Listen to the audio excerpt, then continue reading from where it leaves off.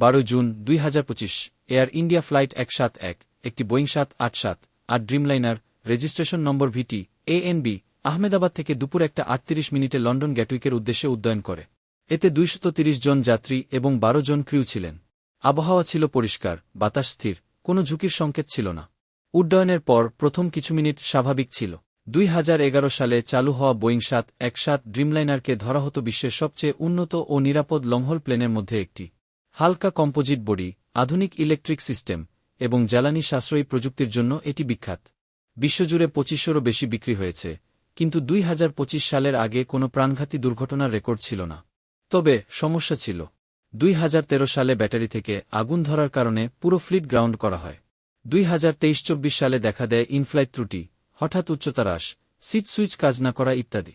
FAA তখন নতুন নির্দেশনা জারি করে।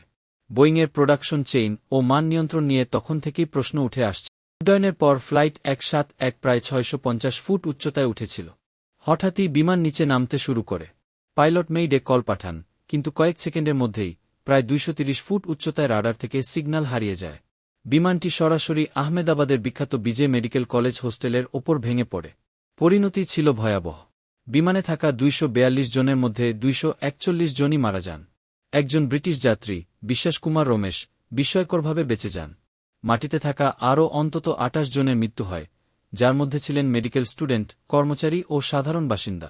বিশ্বাস জানান, প্লেনে হঠাৎ কাঁপুনি শুরু হয়, তারপর তিনি অজ্ঞান হয়ে যান। প্লেন ক্র্যাশ করার আগে তিনি ইমার্জেন্সি এক্সিট থেকে লাফ দেন। ভারত, যুক্তরাজ্য, বোয়িং এবং অন্যান্য সংস্থা একসাথে তদন্ত করছে। ব্ল্যাক বক্স এবং ধ্বংসাবশেষ বিশ্লেষণ চলছে। যেসব দিক বিশেষভাবে খতিয়ে দেখা হচ্ছে: 1 প্রযুক্তিগত সমস্যা, যেমন ফ্ল্যাপ কাজ না করা, ইঞ্জিনের অমিল কিংবা ল্যান্ডিং গিয়ারের সমস্যা। 2 ইঞ্জিন ব্যর্থতা বা বার্ড স্ট্রাইক, যেটি পূর্বে 787 ফ্লাইটে দেখা গেছে। 3 কম্পোজিট পার্ট বা সংযুক্তির গুণগত সমস্যা। বোয়িংয়ের আগের ইতিহাসেও এমন রেকর্ড আছে। তবে এখনও কিছুই নিশ্চিত নয়। চূড়ান্ত সিদ্ধান্ত আসবে আনুষ্ঠানিক তদন্ত শেষ হলে। যদিও একজন ছাড়া সবাই মারা গেছেন, তবু বোঝা যায় বাকি যাত্রীরা চরম দুর্ভোগের মধ্যে পড়েছিলেন। হঠাৎ কাঁপুনি ও ভাঙনে শরীরের ভেতরে ও বাহিরে গুরুতর আঘাত। বিমানের সামনের অংশে আগুন, তাপ এবং ধোঁয়া, অনেকের দম বন্ধ হয়ে যেতে পারে। নিচে থাকা মানুষ আগুনে পুড়ে ধ্বংসস্তূপে চাপা পড়ে আহত হন। অক্সিজেন সিস্টেমের ব্যর্থতা, কেবিন প্রেসার কমে যাওয়া, সব মিলিয়ে বাঁচার সুযোগ ছিল প্রায় শূন্য।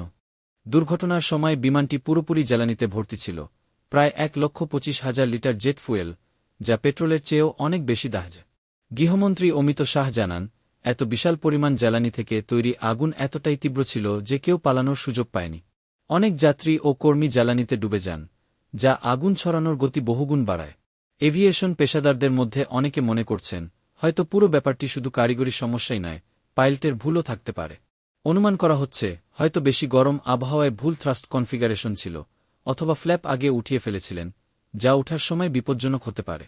এটা অবশ্য অনুমান, চূড়ান্ত তদন্তের আগেই নিশ্চিত হওয়া যাবে না। উদ্ধার কাজে NDRF, CISF, IAF, BSF, স্থানীয় দমকল এবং হাসপাতাল টিম একসঙ্গে ঝাঁপিয়ে পড়ে। আগুন নেভাতে ঘণ্টার বেশি সময় লাগে। এয়ারপোর্ট বন্ধ করা হয়, পরে ধীরে ধীরে চালু হয়। ব্ল্যাক বক্স উদ্ধার করা হয়েছে, তদন্তে তা গুরুত্বপূর্ণ ভূমিকা রাখবে। সারা দেশে শোক পালন করা হয়। প্রধানমন্ত্রী মোদি, ব্রিটেনের রাজা চার্লস সহ বহু বিশ্বনেতা শোক প্রকাশ করেন। এই দুর্ঘটনার পরপরই আইনগত উদ্যোগ নেওয়া হচ্ছে। ক্ষতিগ্রস্ত পরিবারগুলো ক্ষতিপূরণ ও স্বচ্ছ তদন্ত চাইছে। ভারতের DGCA হয়তো নতুন নিরাপত্তা নীতি আনবে। বোয়িং ও GE তদন্তে সহযোগিতা করছে। যদি তাদের দায় পাওয়া যায়, তাহলে বড় অঙ্কের ক্ষতিপূরণ দিতে হতে পারে। বোয়িং আগেও 737 ম্যাক্স দুর্ঘটনায় $1.1 বিলিয়ন ক্ষতিপূরণ দিয়েছিল। এই ঘটনার পর আরও মামলা হতে পারে। অনেকেই বলছে, হয়তো এখন থেকে বোয়িং 787 এর গঠন ও নকশা নিয়েও নতুন নির্দেশনা আসবে।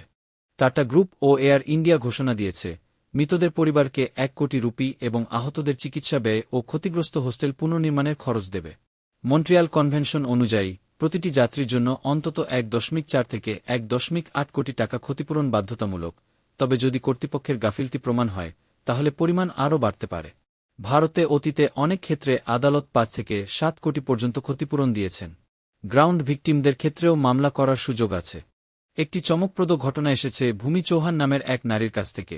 যুক্তরাজ্যে বসবাসকারী এই যাত্রী air India flight A171 miss করেন মাত্র 10 মিনিটের জন্য, কারণ আহমেদাবাদে সে সময় ছিল ভয়াবহ ট্রাফিক। ভূমি জানান, বিমান দুর্ঘটনার খবর শুনে তার সারা শরীর কাঁপতে শুরু করে, পা থেমে থেমে কাঁপছিল, আর মাথা একেবারে শূন্য হয়ে গিয়েছিল। তিনি বলেন, এই অভিজ্ঞতা ছিল অসাধারণ ভয়ঙ্কর। ভূমির বিশ্বাস, গণপতি বাপ্পা তাকে বাঁচিয়েছেন, এ যেন এক অলৌকিক ইঙ্গিত যা তাকে মৃত্যুর মুখ থেকে ফিরিয়ে এনেছে। একটি ভাইরাল ভিডিও, যা আকাশ ভস্তা নামে এক যাত্রী সামাজিক মাধ্যমে শেয়ার করেছেন, সেখানে দেখা যায় একই বোয়িং 787 বিমানটি দুর্ঘটনার কয়েক ঘণ্টা আগেই দিল্লি থেকে আহমেদাবাদ রুটে চলছিল। ভিডিওতে স্পষ্ট দেখা যায়, বিমানের কেবিনে একাধিক সমস্যা ছিল। এসি বন্ধ, সিটের স্ক্রিন কাজ করছিল না, কথা বলার বাটন ও লাইট বন্ধ, যার ফলে যাত্রীরা ঘেমে একেবারে ভিজে গিয়েছিলেন। আকাশ বলেন, এই অবস্থা আধুনিক বিমানের জন্য একেবারে অস্বাভাবিক। এই তথ্য দুর্ঘটনার তদন্তের নতুন মাত্রা যোগ করেছে, কারণ এটি প্রযুক্তিগত সমস্যা আগে থেকেই ছিল কিনা সেই বিষয়টি আরও জোরালোভাবে সামনে আনছে। এই দুর্ঘটনা শুধু ভারতের নয়, বিশ্বব্যাপী বোয়িং 787 মডেলের ইতিহাসে এক বড় মোড়। এখন সবার দৃষ্টি থাকবে 1. চূড়ান্ত তদন্ত রিপোর্ট, যা সাধারণত 9 থেকে 12 মাস লাগে।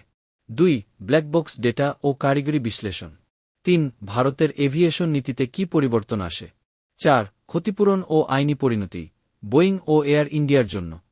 এই মর্মান্তিক ঘটনার পর একটাই সত্য স্পষ্ট, প্রযুক্তি যত উন্নতি হোক, ভুলের সুযোগ থাকে।